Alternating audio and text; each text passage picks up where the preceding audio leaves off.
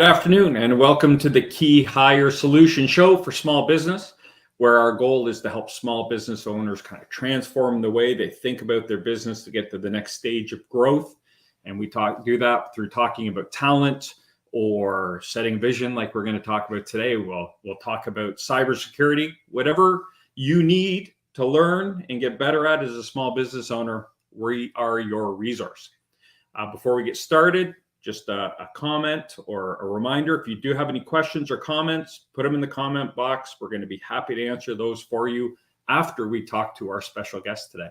Our special guest today is Angi Stewart. I have been working with Angela for, it feels like, I want to say 18 months, but it might be 2 years. And she is a VP of Sales and Marketing for the Distribution Point.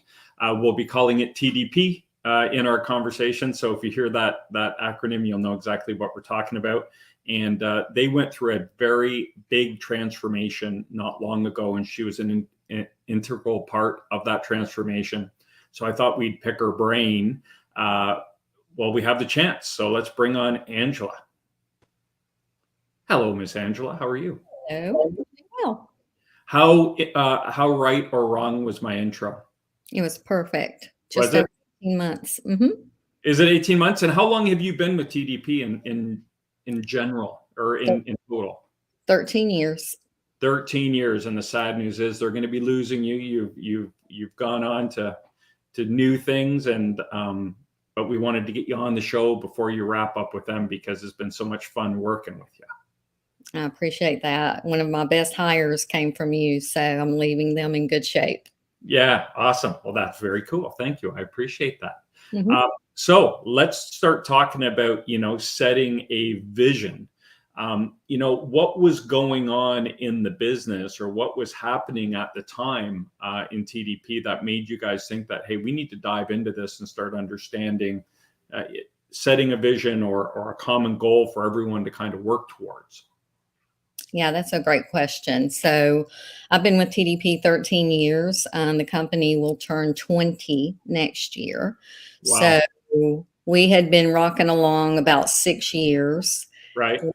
Pretty much a singular goal. We're a master distributor for branded plumbing fixtures, by the way. Right. And those first 6 years, we had one customer base. Basically, the profile was very generic. It was wholesalers.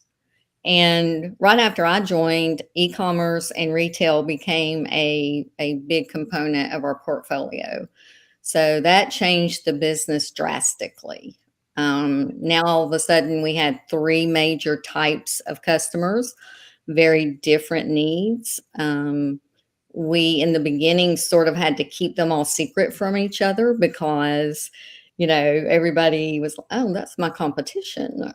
So being in master distribution, you're in that situation a lot. So it just became very evident over the next 4 years. We rocked along in that we need a cohesive strategy. We need to help our associates understand who we are and what we're trying to achieve. It's easier when you're in the founder's mentality and everybody there, they've been there all along. So everybody sort of just inherently understands what you're trying to do. So kind of formalizing that is a challenge. And that's what we started getting into about that time.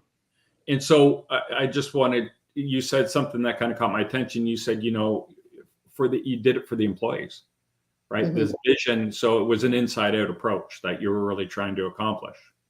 Yes, definitely.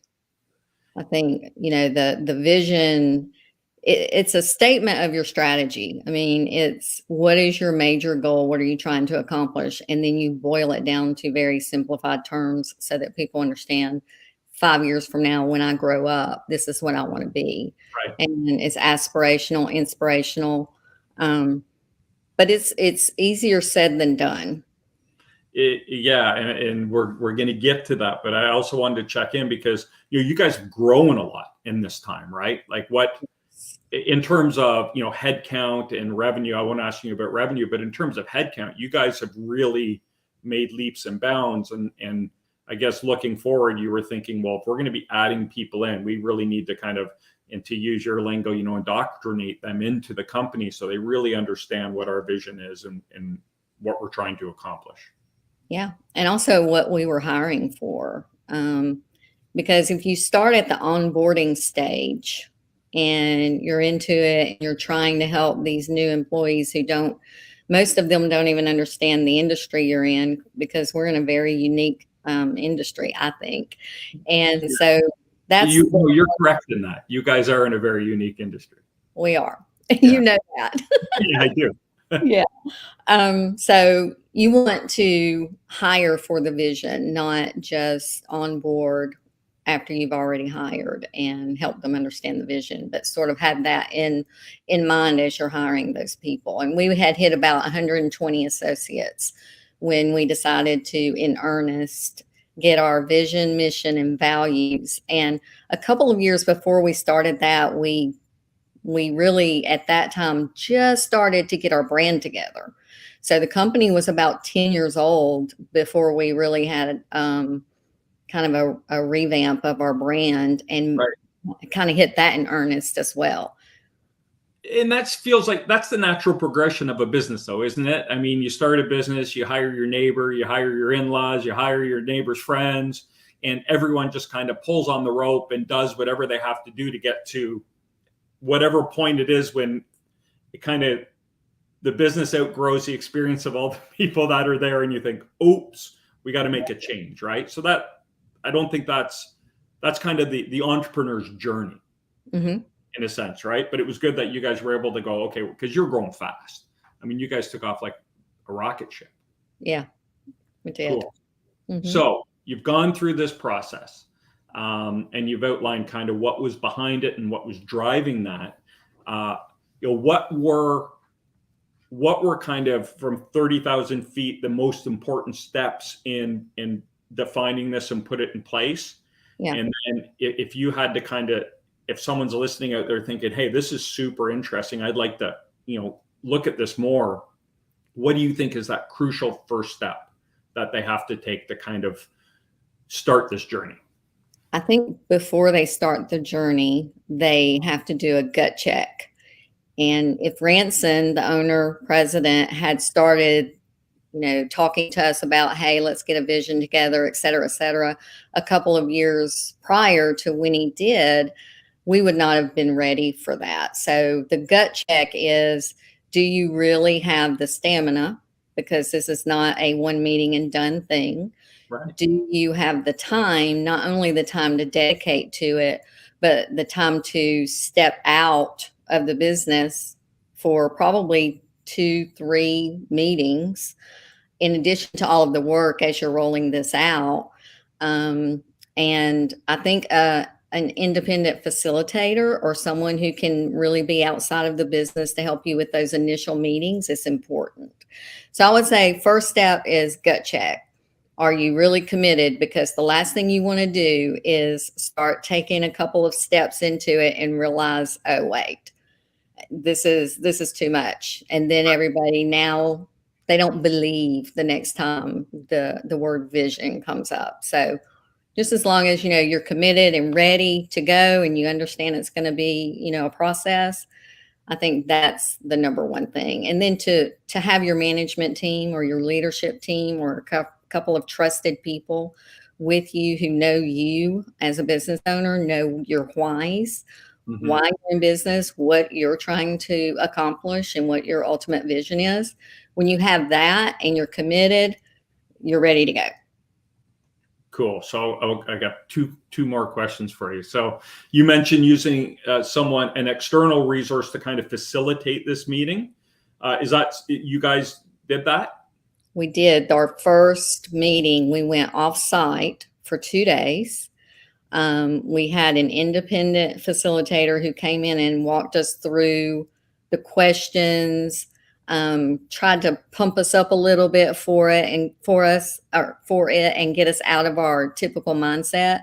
He broke us into a couple of teams. We had 6 people at that time on the leadership team, and he kept us on track. I mean, otherwise, we would have been talking about the same things we always talked about. We would have been, in the same mode because we're always together in our normal meetings. So I think that was important. So getting off site kind of gave the new scenery, kind of gave you the ability to get outside of the normal Yes. mindset and framework. So, and the other question I had is, when you're setting this vision, is it the business owner saying, this is the vision I want?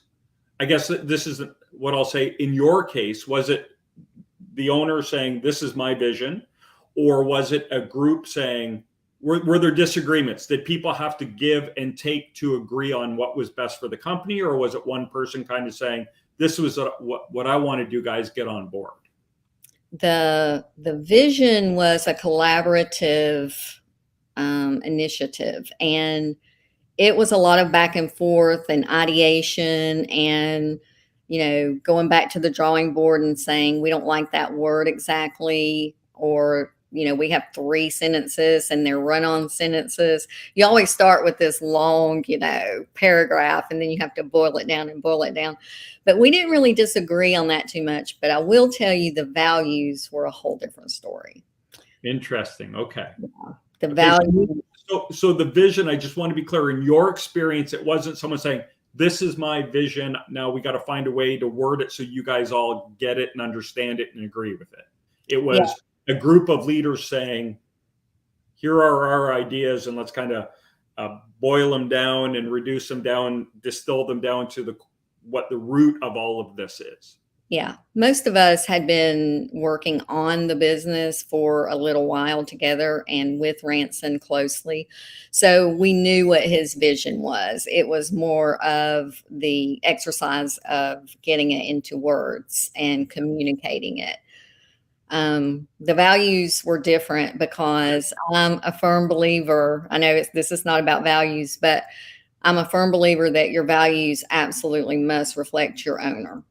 They have to, right. Your culture, all of those things, because lots of companies try to create a culture that is not them or is not the owner, and it fails every single time. So because the owner's actions are the culture of the business. Yes. So you can put words on a wall. We're going to have you back for part 2 now, because you just opened a whole can of worms here. But yeah, you can put words on the wall, but if the owner walks out of his office and does the opposite, exactly, they don't mean anything, right? That's the culture. That's 100%. What we'll see. Okay. So we'll get back to the vision now. So number 1, you said gut check, and you recommend getting an outside resource and someone who is kind of, this is what they do to help you work through the process. Yeah. Yeah.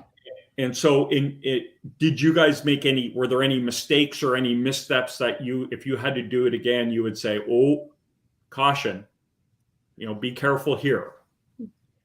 I would talk about on, live. I would try to take a little more time to get more buy-in throughout all levels of the organization before we solidified the final words, because I'll tell you what our vision ended up being is we want to be the most valuable part of every supply chain we touch.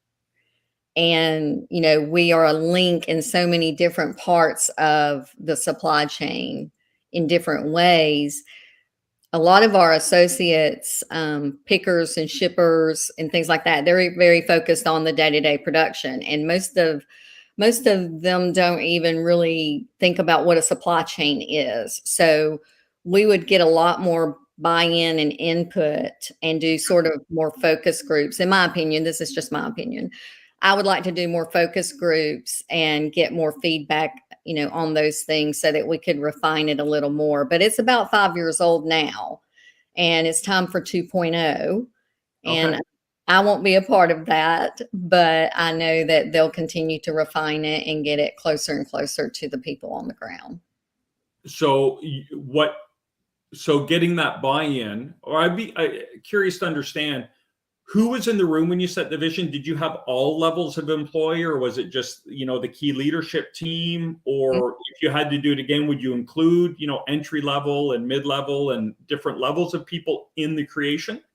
It was just upper management, and we did take it back and get feedback from several groups. I had the VP of sales at that time take it to his group because I thought that was very important to get their feedback on what they thought the customers would hear and, understand and things like that. And we went to other departments as well.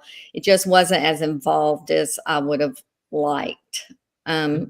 We were sort of under a timeline that self-imposed. Okay.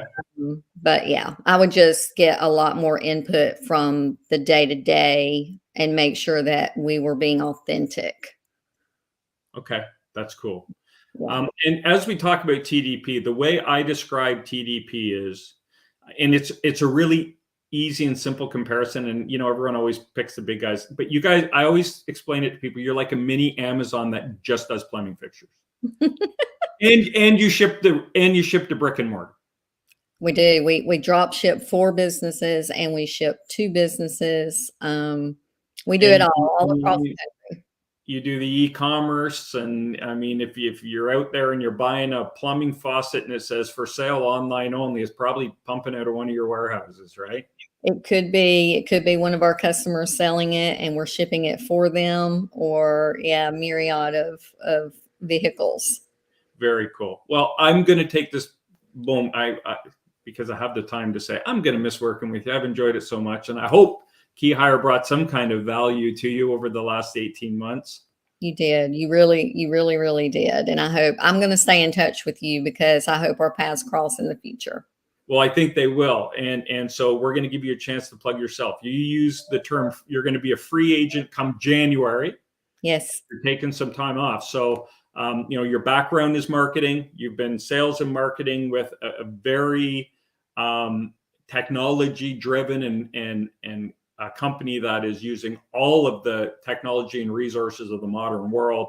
Mm-hmm. And if anyone is looking to have someone help them or be able to pick your brain come the new year, 2023, no one jump the gun. How can we reach you, or how can they reach you, Angie? I'm going to leave my personal email address with you, and anybody who wants to reach out through you or to me, there it is perfect. I love that. How you were talking about the beginning of a business where everybody's just doing everything. You're pulling the rope. And I love that transformation between that and, we need to get a little more structured. We're growing like crazy. And there's so many things. What are the real priorities? Because there are so many things that need to happen in that growth spurt. Yeah. So I love those stages of business, and I would love to help someone with that and take our experience and pain and apply it somewhere else and maybe help someone avoid some of that. Very cool. And I think those are some of the best conversations we had around that stuff, right? Around here's what we want, but here's what's available and how can we make it work? Those were fun conversations. Yeah. I enjoyed it. Well, thank you so much for being with us this afternoon. We're getting some comments up here. People are thinking it's been valuable. So I've really enjoyed our time as well. Thank you so much. Thank you. Have a good one. All right. Thanks, Angela. Oh, Matt, we cut Angela off while she was saying goodbye. So she was mouthing the words, good, thank you, goodbye, and Matt dropped her out of the room. So if anyone has any questions, please feel free to drop them in here. Thanks, Chuck. Appreciate the comment. And let's see if we have any questions this week to go over. Matt, what do we have back there? What are some key elements around talent planning when setting a vision? So this is really cool. TDP is such a unique business. And their head office is located in Birmingham, which is a small market. So, if you're looking at a situation like that, where you're doing something really innovative, or you're trying to set a really innovative culture, you have to think about your candidate pool. What is it? Who can you draw from? If you're a very innovative business, the chance of pulling someone in from that small market, if you're trying to acquire the talent locally, then you have to think about or prioritize the skill sets you're looking for. Because you're probably not going to get the home run. You're not going to get the unicorn, right? You're not going to find someone who's done it all if you're creating a business that is different than anything in your region. So prioritizing what experience you want to bring into the building, and what experience you can train and teach once someone is in the building, I think is super, super important, and a step, some people overlook. They kind of think, hey, this is what we're doing. This is going to be great. We're going to hire people. And then once you get into the market, you realize, well, hold on, is the talent here? Which leads to kind of the second point on this. Are you going to use, a national or global strategy, which would involve, remote work? Are you going to engage agencies that have talent, in Mexico or India or wherever that can do some of this work to keep driving your processes forward? And are you going to have local people that can do kind of different duties? Or are you going to hire remote workers to do the job and have a remote workforce be a part of your talent strategy? So there's lots of iterations here, and there's so many different ways you can approach it. But yeah, I think what Angela said before, right? Like gut check. You have to, and I love that as a first step for almost anything you do in business. You have to think about, okay, this is what we want to do. Where's the talent? We can't say we're going to do this and we're going to get talent from here, because if the talent isn't here in this specific location, well, what's plan B? And if you're resistant to a plan B, and all you have is plan A and you burnt your boats, it can make for a hard time, and it will definitely slow your ability to scale and grow the business maybe, and not meet those growth goals you were looking at. So when it comes to kind of setting your vision around what you want, I mean, vision really speaks to, hire for attitude, train for skills. But when you're looking for leaders, we really don't want to be training a lot. We want people that can come in and bring impact. So you just want to make sure we're putting our hook in the right pond, right? So we can catch or attract the right people. I think I've rambled on long enough on that topic. Matt, what's next? What are the benefits from a defined vision? And I think Angela talked about this really articulately, and I'm probably going to mess it up. But as people come in and you scale and grow, if everyone who's in the building and has been in the building is buying into a vision, and it's a horrible word, but as people come into the building, you indoctrinate them into your culture, right? If everyone is saying the same things and sending the right message, as people come in, they're never going to wonder what's going on. What is the expectation? What is the behavior? If let's use a silly example. If you say, I have an open door policy, you can talk to me anytime you want, and you see that happen, then if you have a problem, you're not going to hesitate to go knock on the door and say, hey, I wanted to talk to you about something. But if we say, hey, we have an open door policy, and the first day you're there, someone knocks on the door and the owner says, go away, I don't have time. Well, they're probably not going to be lining up to knock on that door and ask a question. So if everyone is bought into that vision, especially as you're scaling and growing and onboarding lots and lots of people, whether it's, entry-level staff, oftentimes in that entrepreneurial journey, that growth, eventually we're adding new layers of leadership. And as those leaders are coming in, it's equally important for them to understand what the vision is and buy into that and have it be reinforced, because they're going to have teams of people reporting to them. And we want that to trickle down. You don't want a department that's an outlier, that's not acting the way the rest of the company is. You need that continuity if you want to scale. And so you can trust your people and get the performance and delivery you're looking for. What is the next question, Mr. Matt? As a business owner, how important is it to buy in on the vision? And again, I think we touched on this in our conversation, but the vision ultimately are words on a page. They're words in a handbook. They're words that are plastered on the staff room wall. And if people don't live that vision while they're at work, those words don't mean anything.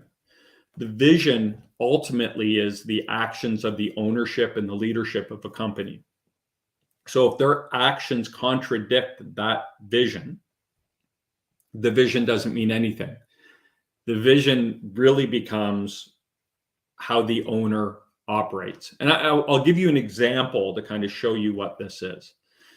Back in my previous life, I was in hospitality, and after 9/11, I used to do kind of high-end fine dining, and I ended up in the corporate restaurant world, which to me was not a good fit. I'm an entrepreneur, I'm a visionary type person, and working within a corporate structure is very hard for me. But we had these manager meetings every week, and they called it, insert company name here, triangle. And they said, we have three sides of a triangle, and they are all equal. We have the shareholders at one point, we have our customers at one point, and we have our employees at one point. You'll notice it's an equilateral triangle. Everything is equally important. But then at the staff meetings, all we talked about was how much money we made and how many guest complaints we talked, and we never talked about the employees. So the vision was equilateral, everyone's equally important, but we spent 60% of our time talking about profits, 40% of the time talking about customers that complained, and 0 time talking about the welfare of our employees. So the vision of the company was not an equilateral triangle. In fact, it was, it was an obtuse triangle with one really, really, really short side, right? And as managers, we all knew it. Whenever they talked about the triangle, we just roll our eyes and say, it doesn't matter. It's not true. So the leadership and ownership, their behavior is the most, I think Angela said it, right? The vision needs to be created around the actions and values of the owner, because they're not going to change their existence and the way they behave inside their business that dramatically. I mean, they're always trying to improve, right? Business owners always want to get better and are always trying to be better employers and better leaders. But, fundamentally, they're not going to do a 180 on who they are and how they do business in general. So I think that is it. We're right at 2:30 here. Those are all of our questions. So I hope you enjoyed this episode of the KeyHire Solutions Show for small business. We'll be back again in 2 weeks. If you'd like to learn more about KeyHire, we do talent strategy and acquisition for growing small businesses. We help you do everything from create new positions, leadership roles in your company, to creating complete human capital and talent strategies to scale your business. You can check us out on our website. You can follow us on our LinkedIn page, where you're going to see this video and lots more like it. And you can check out our podcasts on whatever podcast service you use. This will be on Apple or Spotify or Amazon Music, all the big ones. This goes off. We do this on the 2nd and 4th Wednesday of every month. So we will see you in 2 weeks. Hope you enjoyed it. Let us know if you have any questions or comments. We'd love to hear from you. Until next time.